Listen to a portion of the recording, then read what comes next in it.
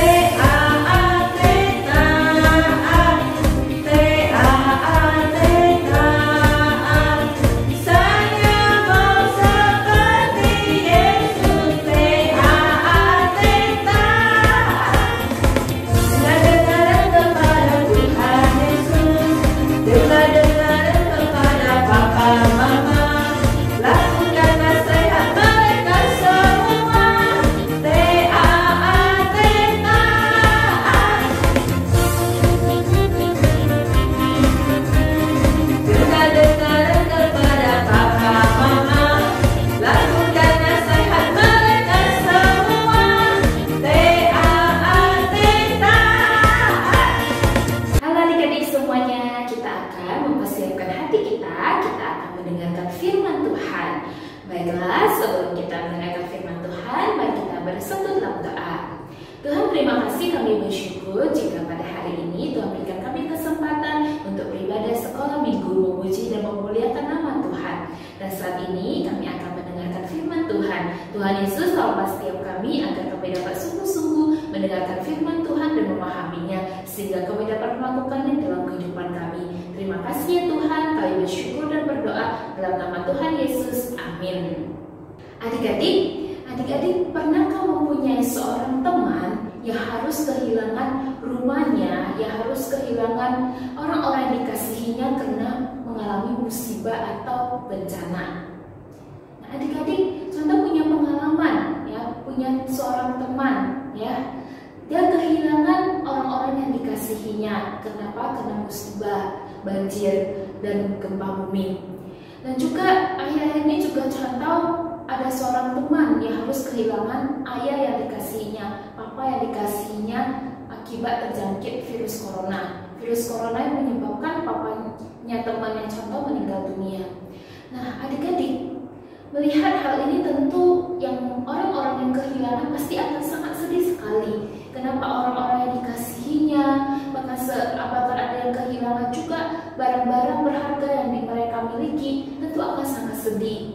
Adik-adik, hari ini Jonah akan ceritakan satu orang tokoh yang di dalam Alkitab yang juga mengalami hal demikian. Siapakah itu? Nah, dia adalah Ayub. Nah, adik-adik, Ayub merupakan seseorang yang sangat mengasihi Tuhan, dia taat kepada Tuhan, dan dia juga orang yang sangat kaya raya. Kenapa? Dia punya banyak, yang ada di dunia ini punya banyak, ya. Dia punya anak-anak, dia punya 7 anak laki-laki dan 3 orang anak perempuan. Wah, tentu saja Bapak Ayub ini sangat berbahagia sekali. Dia punya anak-anak yang begitu banyak dan mengasihinya. Lalu Bapak Ayub juga punya harta kekayaan yang berlimpah sekali. Apa aja sih yang dimiliki Bapak Ayub? Nah, dia punya 7.000 ekor domba, dia punya 3.000 ekor unta, dia punya 500 lembu dan juga 500 keledai. Wah, punya banyak binatang yang peliharaan begitu banyak. Nah, ini menunjukkan kalau Bapak Ayub orangnya sangat kaya. Belum lagi dia punya banyak sekali uang. Dan juga dia punya banyak pekerja, ya, banyak pekerja yang bekerja bersama dengan dia. Nah, Bapak Ayub ini tentu merupakan orang yang bisa dikatakan sangat diberkati Tuhan, ya, punya banyak hal.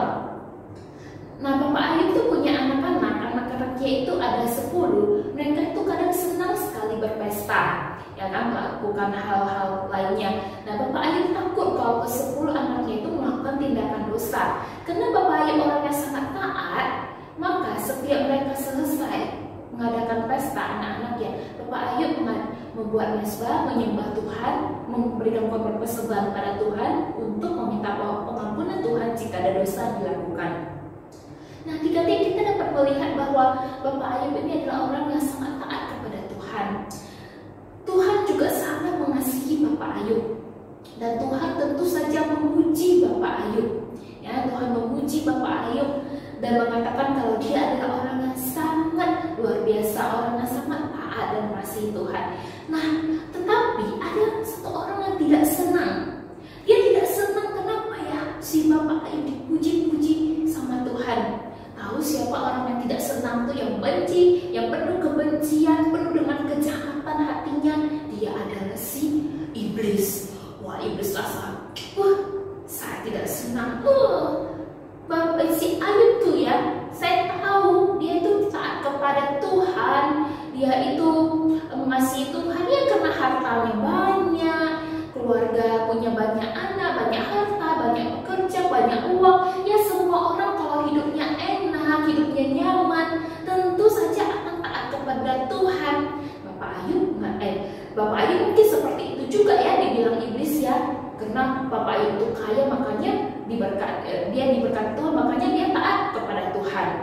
Suatu ketika iblis berkata kepada Tuhan, kalau begitu cobalah kalau dia nggak punya harta lagi, nggak punya barang-barang lagi, pasti dia tidak akan lagi mau menyembah Engkau Tuhan. Tuhan akhirnya mengizinkan si iblis untuk mencobai Bapak Ayub asalkan tidak menyakiti tubuhnya. Boleh mengambil semua miliknya tapi tidak boleh menyakiti tubuh Bapak Ayub. Lalu akhirnya iblis pun mulai memasang strategi. Dia perlahan-lahan semua apa yang dimilikinya hilang, ya kan? Binatang-binatangnya dirampas, kemudian anak-anaknya, ya, karena anaknya ada 10, ketika mereka berkumpul tiba-tiba ada angin kencang dan kemudian mereka mati ditimpa.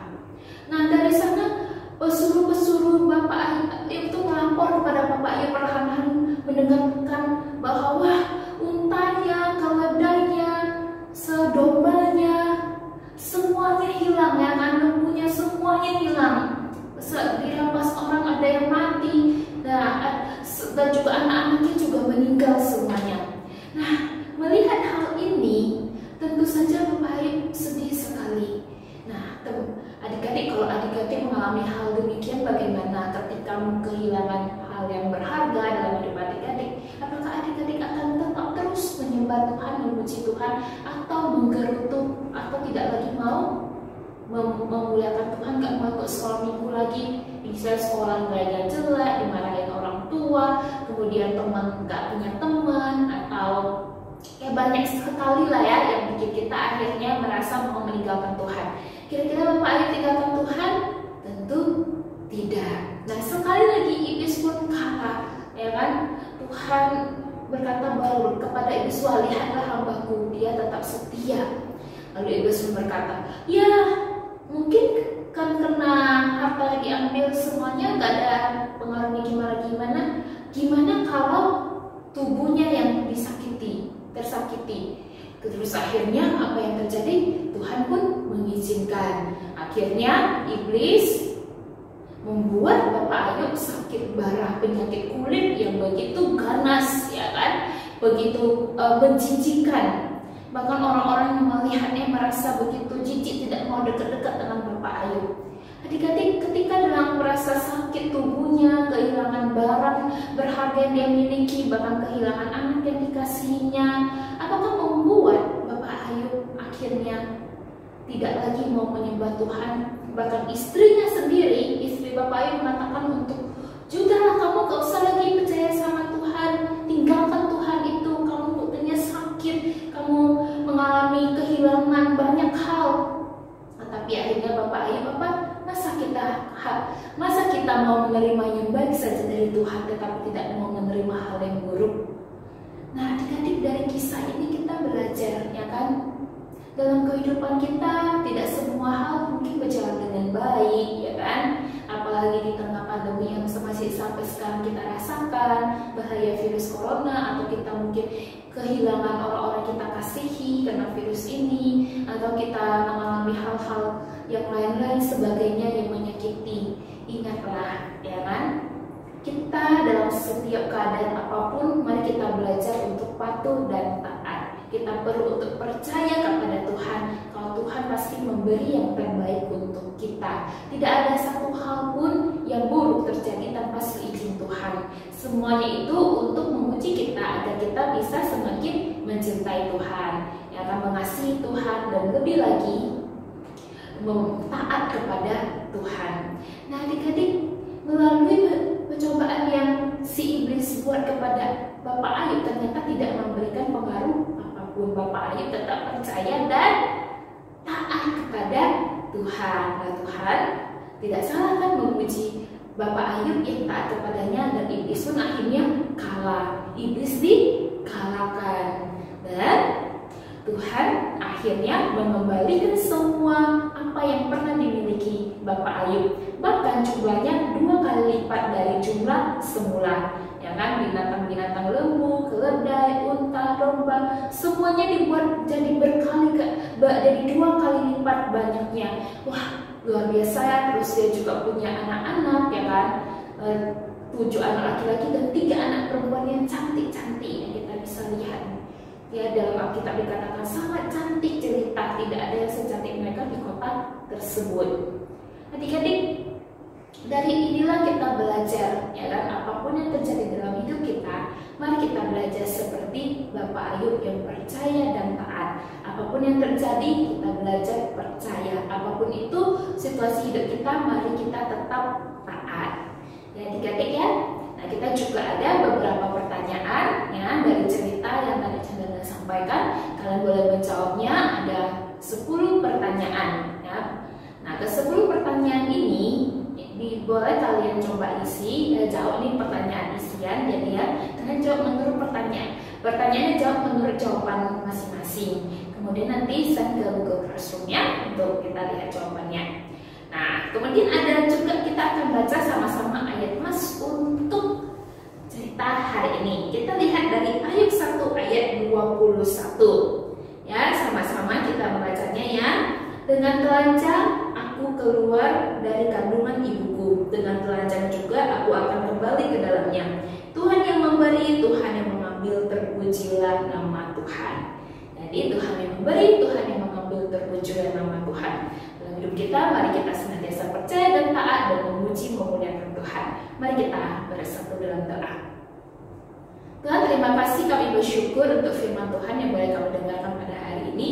Ajari kami untuk percaya dan taat. Walaupun dalam hidup kami situasi yang terjadi tidak selalu berjalan dengan baik, ada kalanya kami harus menangis, ada kalanya kami harus bersedih karena keadaan hidup kami, atau mungkin karena permasalahan hidup kami belajar untuk senantiasa percaya kepada Tuhan. Apapun yang terjadi itu pasti yang terbaik dari Tuhan untuk kami. Kami mau ya Tuhan untuk menjadi anak Tuhan yang boleh memuliakan Tuhan dalam hidup kami. Kami juga mau berdoa pada hari ini untuk papa mama kami. Kiranya Tuhan berkati hidup mereka. Kiranya Tuhan mengasihi mereka, berkati setiap pekerjaan yang memberikan rezeki kepada mereka. Kami juga berdoa ya Tuhan untuk guru-guru kami di sekolah. Kiranya Tuhan juga terus menuntun mereka dan menjaga memelihara, beserta guru-guru sekolah minggu juga Tuhan yang terus pelihara mereka. Terima kasih ya Bapa di surga, kami bersyukur untuk firman Tuhan yang boleh kami dengarkan. Dalam nama Tuhan Yesus, amin. 主祷文，我们在天上的父，愿人都尊父的名为圣，愿父的国降临，愿父的旨意行在地上，如同行在天上。我们的恩典赐给我们，赦免我们的罪，如同我们赦免得罪我们的人，不叫我们以前试探，拯救我们逃离凶恶。因为国度、权柄、荣耀全是父的，直到永远。Amin. Baik anak, sampai jumpa di ibadah sekolah minggu depan. Tuhan Yesus memberkati.